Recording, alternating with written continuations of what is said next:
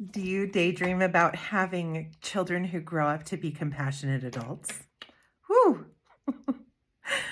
That's a worthy daydream, but how are they going to learn that when they only have you to model that skill for them?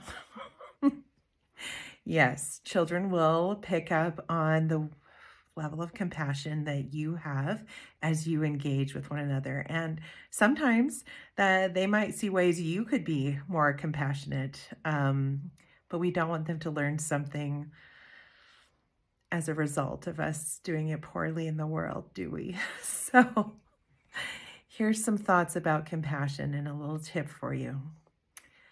Part of what kids need is that I've noticed is ample space to practice compassion. And and sometimes we'll start to teach them how to be compassionate, or we'll say something and they won't understand the entire thing. For instance, um, walking across a parking lot and with my daughter, and she saw a man who was smoking. She, Ashley, is by nature compassionate. And when she looked up at this man, she said, "Oh, Mom, he is destroying his lungs." And I was like, "Oh, Ashley." And I was standing there right in between this man who had heard her say that, oh, full on pointing at him. Oh no, that man's wrecking his lungs. And he's standing there and she's standing there. And I thought, I need to parent in this moment.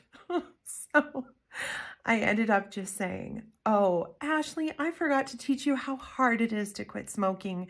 You don't know about that. We'll talk about that later." And I remember the man winked and smiled at me. And it was a special moment because it just allowed her to be compassionate instead of saying, "Don't talk to people," or "Don't notice people." I just supported her in that effort, in that attempt, in that practice. And adults know kids are practicing. They know kids are doing their best. And so all we need to do our best as a parent is to support them in that moment.